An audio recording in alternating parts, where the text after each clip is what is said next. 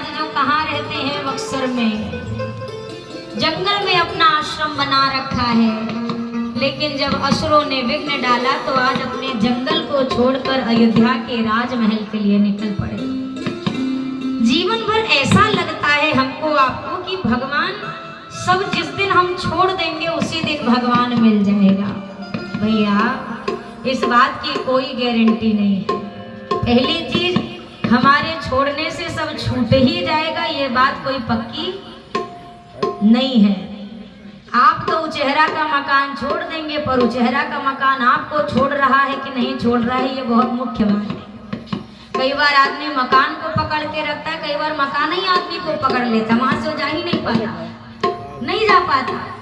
भैया छोड़ने का नहीं हमको चक्कर पालना है। मैंने आपसे प्रथम दिवस कहा ना, अगर भगवान के दर्शन का स्वभाव है, भगवान के दर्शन की पाने की इच्छा है, तो भगवान घर के भीतर भी मिल जाएगा। और अगर पाने की चाह नहीं है तो चारों धाम में भी मिलने वाला नहीं है। कितने भी यत्न कर लीजिए, पाना है अगर प्रभु को तो प्यार में मिलेगा। कण कण में ढूंढो पूरे संसार में मिलेगा। पाना है तो, नहीं पाने वाले के लिए पूरे ब्रह्मांड में कहीं भगवान नहीं है, चाहे जितनी तलाश कर लो। एक बार एक नास्तिक था, परम नास्तिक, ना पूजा करे ना कभी मंदिर जाए। उसका जो मित्र था वो बहुत धर्मात्मा, बहुत आस्तिक, खूब पूजा पाठ करे। अब इस आस्तिक ने, इस धर्मात्मा मित्र ने अपने उस मित्र से कहा, अरे तुम कभी मंदिर नहीं जाते हो, आज मेरे साथ चलो बिहारी जी के दर्शन कर लो। अब ये जबरदस्ती उस नास्तिक को लेकर चला गया। अभी तो नहीं भीड़ लगी बिहारी जी के मंदिर में, धक्का मुक्की। अब वो बेचारा सोचे कहाँ हम फंस गए, आज तो मरे भी नहीं, यहाँ से हम निकल, ये मारने के लिए ले आया है इतनी भीड़ में हमको। अब संयोग से बिहारी जी की आरती शुरू हो गई। अब जो भक्त है ये तो कहता, वाह बिहारी जी कितनी कृपा करी, आया था दर्शन करने, तुमने तो अपनी आरती के दर्शन करा दिए। पुजारी जी ने भव्य आरती करी।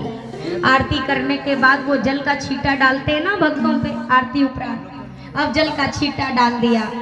अब दोनों मित्र मंदिर से बाहर निकलिए, ध्यान से सुनिए। दोनों मित्र अपने मंदिर से बहुत सादर विराज आसन ग्रहण।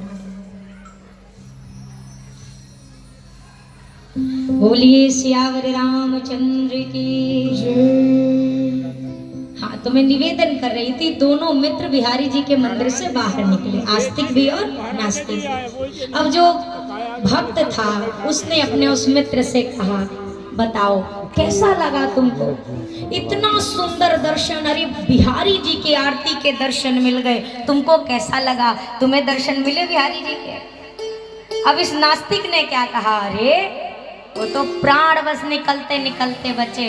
बोले रे तुम्हें क्या दिखाई दिया, आरती नहीं देखी तुमने? बोला नहीं नहीं देखी ना, वो पुजारी जी एक आग जला करके ऐसे मूर्ति के सामने बार बार घुमा रहे थे, और जितने लोग बाहर लाइन में खड़े थे लाखों लोग उनसे कह रहे थे, अरे मूर्खों देख लो, रोशनी कर रहा हूँ, उजाले में देख लो, ये पत्थर है, ये कुछ भगवान भगवान नहीं है। बार बार उजाला कर करके दिखाएं, फिर भी लोग नहीं मान रहे, दर्शन के लिए टूटे टूटे कि अरे भगवान है। तो पुजारी जी ने जल का छींटा मारा, मूर्खों होश में आ जाओ, ये कोई भगवान नहीं है। अब सोच लो, इतनी बढ़िया परिभाषा उन्होंने निकाली अब बिहारी जी के आरती की, कि दर्शन करके भी दर्शन का लाभ नहीं मिला। अगर भजन करने का स्वभाव है तो दुकान के गल्ले पर बैठकर भी भजन बन जाएगा। भजन करने का स्वभाव भी नहीं है तो मंदिर के बीच भी भजन होने वाला, वहां पे भी आदमी खाली ही देखेगा, इसने धक्का मार दिया तो कहीं चप्पल ना चोरी हो जाए तो कैसे हो गए, कहीं चेन है कि नहीं है, कहीं जूते बराबर है, वो पूरी लाइन लगा के भी उसको वो दर्शन मिलने वाला नहीं है। विश्वामित्र जी चले हैं, मुझे तो लगता था जंगल में भगवान आएंगे, ये तो महल वाले के यहाँ चले गए। कोई बात नहीं, आपने हमारा जंगल छुड़ाया ना तो हम आपका महल छुड़वा देंगे। चल पड़े, अयोध्या पहुंचे, विराजमान किया। दशरथ जी ने धीरे से कहा, के ही कारण आगमन तुम्हारा, कैसे आए हैं जरा बताइए। प्रभु आप कहने में देर लगाए, हम करने में नहीं लगाएंगे, आप बोलो तो सही। विश्वामित्र जी ने कहा, राजन वैसे तो नहीं आता, पर असुर समूह सतावहि मोहि, मैं जाचन आयो नृप तोहि। राक्षसों का समूह बहुत परेशान कर रहा, मुझे धर्म करने ही नहीं दे रहा, यज्ञ होने ही नहीं दे रहा, इसीलिए कुछ मांगने आया हूँ। दशरथ जी ने कहा महाराज आपने कहने में देर क्यों करी, अभी चलिए अपना धनुष बाण मंगाता हूँ, मैं आपके साथ चलता हूँ और उन राक्षसों का वध कर देता हूँ, मार देता हूँ सबको। विश्वामित्र जी ने कहा नहीं नहीं आप नहीं चाहिए। बोला क्यों प्रभु, आपको क्या लगता है मैं राक्षसों को मार नहीं सकूंगा, क्या आपको मेरे बल पर विश्वास नहीं? विश्वामित्र जी ने कहा राजन आप मार तो लोगे, पर आज हमें मारने वाला नहीं, आपके यहाँ से तारने वाला चाहिए। तारने वाला? हाँ आप मार तो दोगे, तार थोड़ी ना दोगे। सुबाहु मर जाएगा, ताड़िका मर जाएगी, पर अहिल्या तो नहीं तरेगी ना। मुझे आपके कुल से तारने वाला चाहिए। पर मेरे यहाँ कौन तारने वाला? अरे जिसने पूरे संसार को तारा है, मुझे आपके ज्येष्ठ पुत्र राम की मांग है। अनुज के सहित अपने राम को आप मेरे साथ भेज दीजिए। जैसे दशरथ जी महाराज ने ये शब्द सुने, भक्त को जीवन में सब दुख सह जाता है, चाहे परिवार बिछड़ जाए, चाहे धन छिन जाए, सब दुख सह जाता है, पर भक्त से भगवान का विरह नहीं सहा जाता।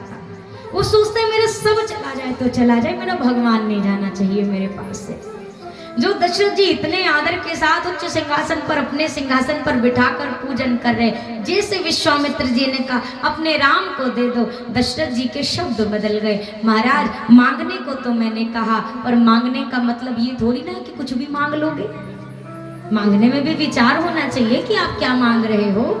ज्ञानी वर ध्यानी वर महामान्य मानी वर, सोच के सयानी बुद्धि काढ़िए कलाम को, नाही ना निकारी हो अंश रघुवंशिन को, हुक्म नहीं टारी हो गुलाम बिन दाम को।